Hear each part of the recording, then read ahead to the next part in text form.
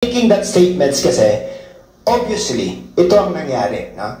Yung advance payment factored in, no? The decision-making of the LGU na payagan itong very one-sided contract with this party.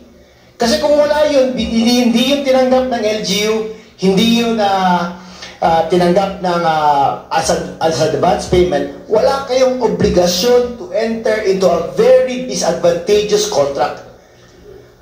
May institusyon kayo na kumikita, yet pumasok kayo sa isang kontrata na in the end, kayo pa yung nagbabayad when it was supposedly earning money prior to that. Diba? I'm really surprised doon na bakit hanggang ngayon wala pa rin nakulong sa inyo eh. Yung mga konsensya eh.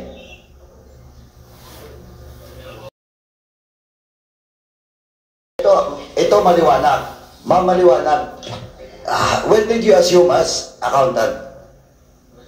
Treasurer. No, yung isa po. Hindi, yung kanina po, yung kanina. Hindi maliwanag. Yung sumagot. 2011, Your Honor. As treasurer. As municipal accountant, Your As Honor. municipal accountant, okay. So, in short, kung 2011 ka as municipal accountant, kung si Villa, si Maria Lea Villa was also part of the doon po sa possible persons liable. Kasi po, kung 2011 ka, Ma'am Villa, ang holdover po is 2011. Tama. So, municipal accountant ka. So, may problema ka rin, Ma'am. Anyway, paki-check na lang po, si Ma'am Maliwanag, Ma'am, you're the former treasurer, Ma'am. Ikaw po, you're the former treasurer. Dating treasurer ka po. Please use the microphone po. Ma'am, are you... Tanghali. Ako ang treasurer noong 2011. Okay po. Ganito lang po. Pero hanggang when po? Hanggang kailan po? Hanggang August 2012. August 2012. August 2012. Dahil Okay, so ako nag-retire ng August Okay, sige po. 24. August 2024? August 24. August 24 ako So, nag-retire. almost 1 year ka lang. 11 to 12 ka. Year 2011 to 2012. Kailan na-appoint na treasurer? Ha? Kailan kayo na-appoint? 2008. 2008. Okay. Yeah. Anyway, alam ko po, 2011. medyo masama yung pakiramdam mo. But ma'am, naririnig mo naman siguro yung usap-usapan, di ba? Naririnig ka. Naririnig mo ba yung usap-usapan? Ha? Hindi ho, medyo may... Pati Kenneth, Hindi mo, anyway, ma'am, naririnig mo rin yung mga, mga usap-usapan dito? Naintindihan mo ba? Naintindihan ka doon yung pinag-usapan. Naintindihan ko. So, kinukumpirma mo po na doon lang po sa PS at saka MOA, during your time, kasi ikaw yung puwepirma ng mga vouchers, di ba? Tama? Kami, PS na nagpasuldo, no? Oo, mga pasuldo Kami mo. na, no? Oo. So, kinukumpirma mo ba na Yes. yung mga pasweldo po, yung ibang mga empleyado doon sa water district o water system, ang munisipyo po nagpapasahod? Anong sabi? Walang lang. Kung ang munisipyo daw po ang nagpapasahod sa empleyado ng waterworks. No. Noon? Mga munisipyo pa ang nagpapasahod. Okay. Anyway, Bago na, thank you, ma'am. Thank you.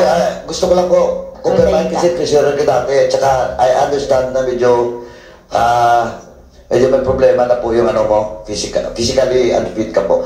Anyway, if the members of this committee will allow, we'll just excuse Ma'am Maliwanag. Ma'am, pwede ka lang po, may excuse na lang po para makapagpahinga ka po. Yes. Okay na po. Thank you for coming po. mas matapang ka pa po sa iba ng mga invited resource person. Ikaw po, pumunta kahit ganun yung sitwasyon mo. Eh, iba po, diabetic daw sila. Eh, ikaw, may sakit pa. Kanila po, nag-high blood. O, pero, she stayed. Anyway, yes, Mr. Chair. please proceed. Thank you. I'd just like to ask the accounting, sino yung accountant? Please use the mic. Yes po. Okay, now, were you already the accountant nung binayaran nyo yung advance payments ni, yung for the electricity? No, Your Honor. Hindi pa? Hindi pa po. Sino yung accountant that time? Miss Marites Abrahan po. And wala na siya dito? Yes po, deceased na po. Deceased na? Yes. So, kailan ba binayaran yan? Yung advances, yung 2 million tsaka 20 million. We received the... Can you use the mic? Can you speak to the mic, please? Lapit mo lang. Wait lang po. Sige. Based on record, Your Honor, we received the 20 million on March 27, 2008. When did you return it to the person who gave it? Yan ang tanong ko po. During the sale na po, Your Honor. When was that? Kailan yan? 2013? 2013. Yes po, Your So, accountant ka na that time? Yes, Your Honor. Now, okay, sa pagbayad ng advance na yun, of course, munisipyo na pera yun, di ba? Ang ginamit. Yes, Your Honor. Okay, did they charge interest? Yes, Your Honor. Okay, so, ikaw as accountant, ano ang basis mo at bakit ka pumayag na may interest? Because it was stipulated in the contract, Your Honor. Anong contract yun? I think it was the GMC. Anong GMC? What's a GMC? The General Management Contract, sir, Your Honor. The general management contract stated na yung advance nila, which was not yet included in the contract at that time, should earn interest. I think so, Your Honor. You think so?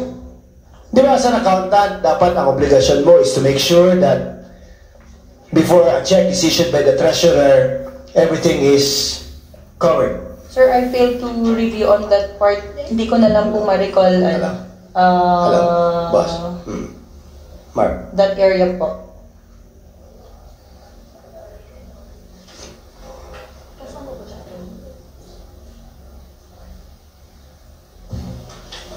Now, my point being, before a party is obligated to pay interest, I'm sure Attorney Congressman Akop will confirm this, di ba? The rate of interest must first be agreed by both parties. Tama ba? Tama ba? Ha? Yes po, Your So, Honor. nung binayad niya yung 2 million tsaka 20 million, may agreement na ba na magkaka-earn yun ng interest? Sir, I think it was... Wala pang GMC that time. But it was mentioned in the... Sir, can we just check the record, sir? It was mentioned in the contract. Yun ba yung gusto mong sabihin, madam? Meron. COA. It was stated already by the COA kanina. Ma'am, di ba ma'am, 18%? Your Honor, based on the general management contract, the contract we are referring to, meron po ditong provision under 10.2, yung 10% interest per annum regarding the advanced financial assistance given by Aquadata, which was not honored or accepted by the special audit team, Your Honor. Okay, 10% for the advance. 18%. 18%. Yes. 18%. And to start when? From the time that the payment was made or the contract was made? Upon payment of the financial assistance, Your Honor.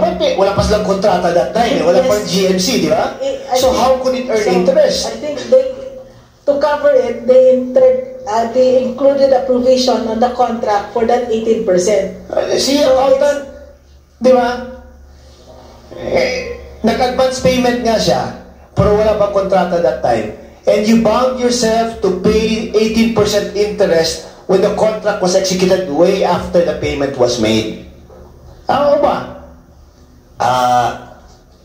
Accountant, before you answer the query of Vice Chair Kit Flores, Let me acknowledge the presence of the representative of the Long District of Santa Rosa, Chairman Committee on Public Order and Safety in the 19th Congress. Ewan ko kung tutuloy ito. But anyways, running for governor in Laguna. No? Tingnan natin yung mananalo to. Late na naman siya eh. Anyway, let's try to acknowledge the presence of Representative Dan Fernandez, so again, Chairman, Public Order and Safety, 19th Congress. Please proceed, ma'am. Wag na lang po, wag na lang po. I'm making that statements kasi, obviously, ito ang nangyari. No?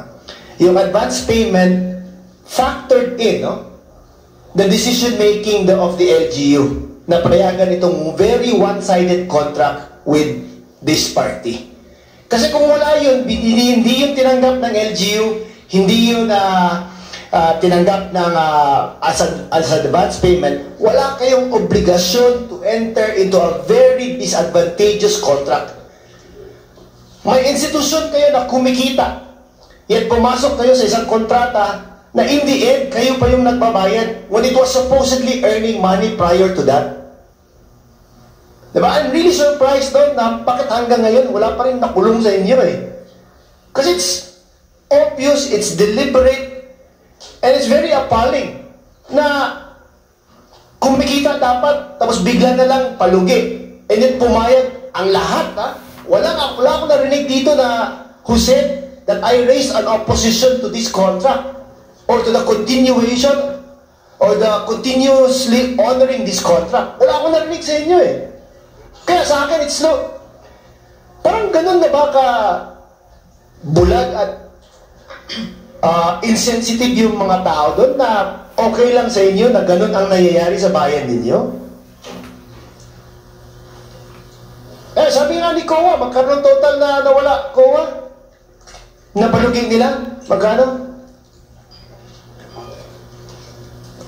The net loss suffered by the municipality of Bawan because of that contract, Your Honor, from 2008 to 2013 was 34.2 million, Your Honor. 34.2 million.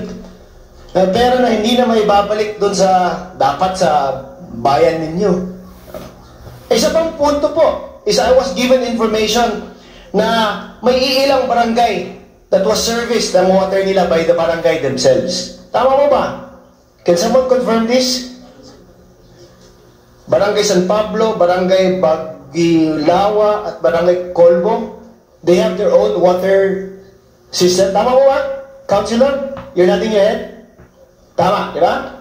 Now, sinabi po, nalaman ko lang, na ang per cubic meter na price doon sa mga barangay na nagsaserve sa sarili nilang barangay is just 16.67 sa San Pablo, 23.25 sa Bagilawa, at 21.67 pesos sa Colbo.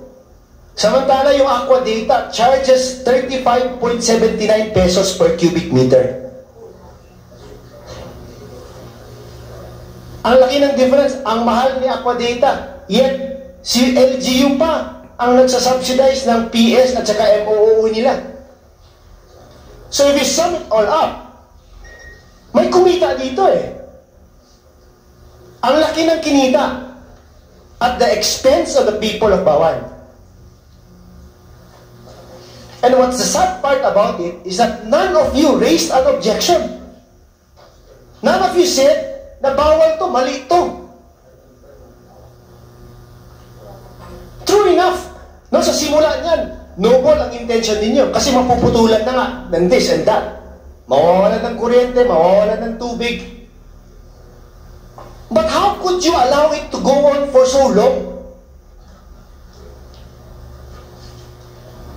Paano niyo mapabayaan na ganun, palugi ang bayan ninyo?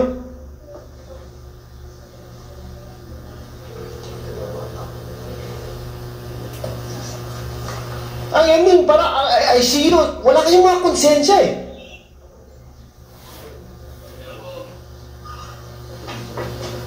Because all of you failed to raise it as an issue. Yan lang po, Chairman.